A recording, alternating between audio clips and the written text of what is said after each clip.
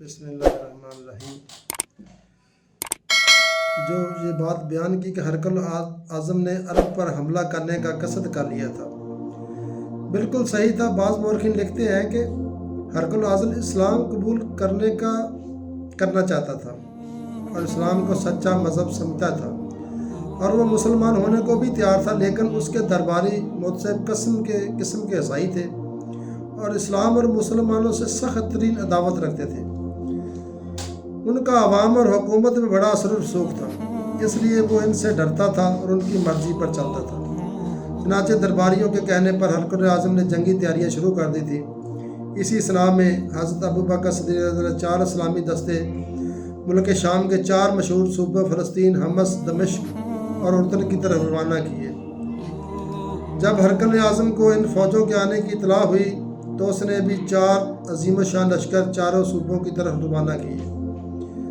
اپنے بھائی تدراک کو 90,000 فوج کے ساتھ فلسطین میں حضرت عمر بن عاص رضی اللہ تعالیٰ عنہ کے مقابلہ میں اور جربہ بن نوز کو 40,000 فوج کے ساتھ دمشق، حضرت یزید بن ابو سفیان کے مقابلہ میں رفیقہ بن نستورس کو 60,000 فوج کے ساتھ حمص میں، حضرت ابو عبیدہ بن جراح کے مقابلہ میں رکس نامی ایک مشہور سردار کو 50,000 فوج کے ساتھ اردن میں حضرت شرجیل بن حسنہ کے مقابلہ میں بھیجا۔ ان لشکروں کی روانگی سے ہی یہ اندازہ ہو سکتا ہے کہ کیسر و روم نے عرب پر یلغار کرنے کی تیاریاں کس قدر مکمل کر لی تھیں۔ اس نے 1-2 لاکھ سے زیادہ فوجیں مسلمانوں کے مقابلے میں بھیج دی تھیں، حالانکہ جب مسلمان عرب سے روانہ ہوئے تو ان کی تعداد 8,000 کے قریب تھی۔ البتہ بعد میں خلیفہ اول حضرت ابوبکر صدیق نے اور بھی فوجیں بھیجتے رہے، جس سے مسلمانوں کی تعداد بڑھتی رہی، مگر پھر بھی 27,000 سے زیادہ نہ بڑھ سکی۔ سب سے پہلا مقابلہ فلسطین کے مشہور مقام جنادین میں حضرت عمر بن عاص رضی اللہ عنہ لشکر سے تدارک کا ہو گیا۔ اگرچہ رومیوں کی تعداد 90,000 تھی اور مسلمان کل 7,000 تھے، مگر مسلمان اس بہادری اور جوش سے لڑے کہ انہوں نے 10,000 عیسائیوں کو کاٹ ڈالا۔ عیسائی گھبرا کر بھاگ نکلے، مسلمانوں کو فتح ہوئی۔ اس لڑائی میں مسلمان صرف 131 شہید ہوئے۔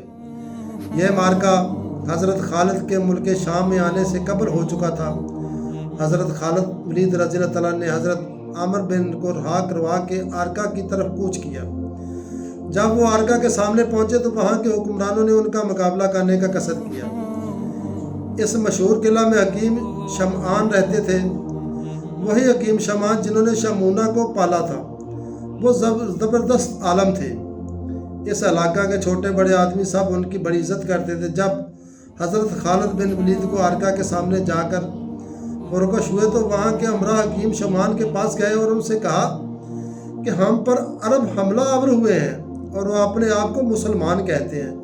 تم دانش مند ہو، ان روم سے ہو، یہ مشورہ دو کہ ہم ان کا مقابلہ کریں یا ان سے صلح کر لیں۔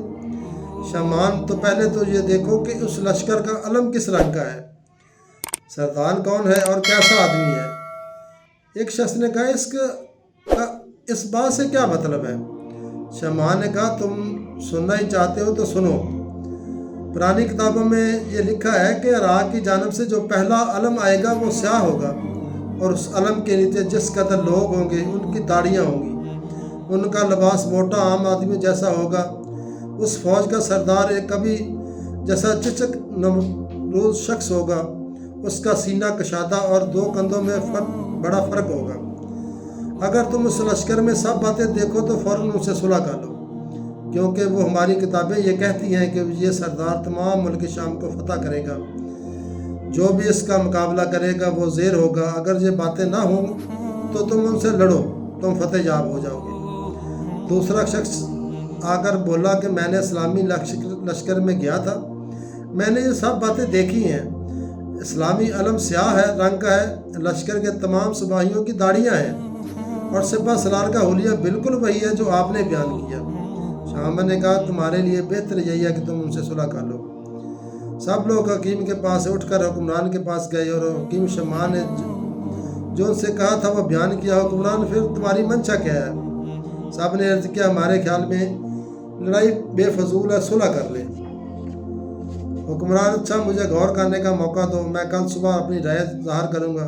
سب لوگ چلے گئے۔ اسی وقت حضرت خالد کا قاصد حاکم علاقہ کے پاس آیا۔ انہوں نے پیغام دیا کہ تمہارے شہنشاہ ہرقل اعظم نے بلا وجہ ہمیں دعوت جنگ دی ہے۔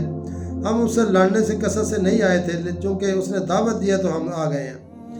چونکہ تم اس کے باز گزار ہو، اس لیے ہم تمہارے سامنے شرط صلح پیش کرتے ہیں۔ اگر ان شرطوں میں سے کسی شرط پر مصالحت کر لو تو یہ تمہارے لیے ہی بہتر ہوگا۔ ہماری شرطیں یہ ہیں کہ اول تو تم مسلمان ہو جاؤ، ہم تم سے کوئی تعرض نہ کریں گے، تم ہمارے بھائی ہو جاؤ گے۔ مسلمان نہ ہو تو جزیہ دو، اس صلح میں ہم تمہاری حفاظت کریں گے۔ اگر جزیہ دینا منظور نہ کرو تو پھر تلواریں ہمارے اور تمہارے درمیان میں فیصلہ کریں گے۔ حاکم نے یہ پیغام سن کر کہا میں کل جواب دوں گا۔ قاصد واپس لوٹ گیا۔ حضرت خالد نے رات کو لشکر کی حفاظت کا معمول انتظام کر لیا۔ جب صبح کو دن چڑھ گیا تب قلعہ کا پھاٹک کھلا اور چند معززین شہری جو عمر سیدھا تھے قلعہ سے نکل کر اسلامی لشکر میں آئے۔ حضرت خالد نے ان کا استقبال کیا، نہایت نرمی کے ساتھ ان سے گفتگو کی۔ پوچھا کس کے لیے آئے؟ انہوں نے جواب دیا کہ مصالحت کے لیے آئے ہیں۔ ان لوگوں کو حکم قلعہ نے ہی بھیجا تھا۔ آپ نے جب دیکھا کہ تمام امراء مصالحت پر آمادہ ہے تو حاکم کو اندیشہ ہوا کہ اگر اس نے صلح نہ کی تو کہیں اس کی قوم اسے گرفتار کر کے مسلمانوں کے حوالے نہ کر دے، اس لیے اس نے بھی مصالحت پر آمادگی ظاہر کی۔ حضرت خالد بن ولید نے دریافت کیا کہ شرط پر صلح کرو گے؟ انہوں نے کہا ادائیگی جزیہ دیں گے۔ چنانچہ 2000 درہم کی چاندی اور 1000 اشرفیوں پر صلح ہو گئی۔ حضرت خالد نے صلح نامہ لکھ کر ان کے حوالے کر دیا۔ قلعہ مسلمانوں کے لیے کھول دیا گیا۔ مسلمان قلعہ کے اندر گئے، خرید و فروخت کی اور شام سے پہلے واپس چلے آئے۔ جب مسلمان قلعہ کے اندر گئے تھے تو آرکا کے بعض عیسائیوں کو خیال آیا تھا کہ اب مسلمان واپس نہ جائیں گے بلکہ وہ قلعہ پر قبضہ کر لیں گے، لیکن جب انہوں نے مسلمانوں کو واپس لوٹتے ہوئے دیکھا تو کہنے لگے بے شک مسلمان وعدہ کے پابند اور نیک ہیں۔ اس مذہب زمانہ میں بھی تہذیب یافتہ فوجوں کا یہ حال ہے کہ جب کسی شہر میں داخل ہوتی ہے تو غنڈہ گردی کرتی ہیں۔ لڑائی کے زمانہ کو جانے دو، صلح کے زمانہ میں بھی عورتوں کو چھیڑتے ہیں، دکانداروں کی چیزیں اٹھا لیتے ہیں، گھر جیسی غنڈہ گردی کرتے ہیں، شہری ان سے عاجز آ جاتے ہیں۔ افسوس کی بات یہ ہے کہ غیر ملکی سپاہیوں میں سے اکثر سپاہی بڑا ہی کمینہ پن ظاہر کرتے ہیں، لیکن اس زمانہ میں مسلمانوں کا ایک سپاہی بھی کوئی نامناسب حرکت نہ کرتا تھا۔ عربوں کے عدل اور وفائے عہد کی روایتیں مشہور ہو گئی تھی۔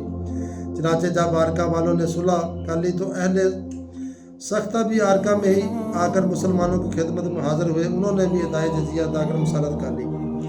یہ خبر جب دبر والوں کو ہوئی تو وہاں کے حاکم نے بھی، جس کا نام کرکر تھا، معززین شہر کو جمع کر کے کہا ہمارے ملک پر جس قوم کا حملہ آور ہونے کی پیش گوئیاں کی جا رہی ہیں وہ قوم حملہ آور ہو چکی ہے۔ اس قوم سے لڑنا، اس پر فتح پانا نہایت دشوار ہے۔ یہ قوم اپنے آپ کو مسلمان کہتی ہے۔ میں نے سنا ہے کہ مسلمان جو وعدہ کرتے ہیں وہ اسے پورا کرتے ہیں اور وہ عاد و منصف ہیں۔ مناسب یہ معلوم ہوتا ہے کہ ان سے مصالحت کر لیجیے۔ آرکا اور سختہ والوں نے بھی ان سے صلح کر لی۔ تدمر والے خود چاہتے تھے کہ مسلمانوں سے مصالحت کریں۔ وہ اپنے حاکم کراکر کی باتیں سن کر بہت خوش ہوئے۔ انہوں نے کہا کہ ہماری تو خود یہی رائے تھی کہ مسلمانوں سے صلح کر لی جائے۔ کرکر اسی وقت اب چند معززین کے ساتھ لے کر آرکا کی طرف روانہ ہوا۔ ابھی وہ تھوڑی ہی دور گیا تھا کہ اسلامی لشکر آتا ہوا ملا۔ اس نے خالد بن ولید کو اطلاع کروائی اور حضرت خالد نے اسے اپنے روبرو طلب کیا۔ جب ان کے سامنے گیا تو حضرت خالد بن ولید نے اس کی بڑی عزت و عظمت کی، وہی قیام کر دیا اور کرکر کی خوب خاطر مدارت کی۔ اہل تدمیر سے 300 وقیہ 3000 وقیہ کی چاندی و مصالحت ہو گئی۔ حضرت خالد نے صلح کی دستاویز لے کر کرکر کے حوالے کر دی۔ کرکر نے اسلامی لشکر کو دعوت دے دی۔ چنانچہ جب حضرت خالد دمر پہنچے تو کرکر نے نہایت شاندار طریقہ پر دعوت کی، چونکہ اس کے نواح کے تمام علاقوں میں مسلمانوں کی مصالحت کے روح سے قبضہ ہو گیا ہے، اس لیے اب حضرت خالد بن ولید بصرہ کی طرف روانہ ہو گئے تھے۔ مسلمانوں یہ مسلمانوں کا عالم تھا کہ آج کے مسلمان اور اس وقت کے مسلمان دیکھ لو کتنا فرق ہے۔ دعا ہے کہ اللہ تعالیٰ ہمیں ان مسلمانوں جیسا ایمان دے جو صرف اللہ کی رضا کے لیے سب کچھ کرتے تھے۔ آمین ثم آمین۔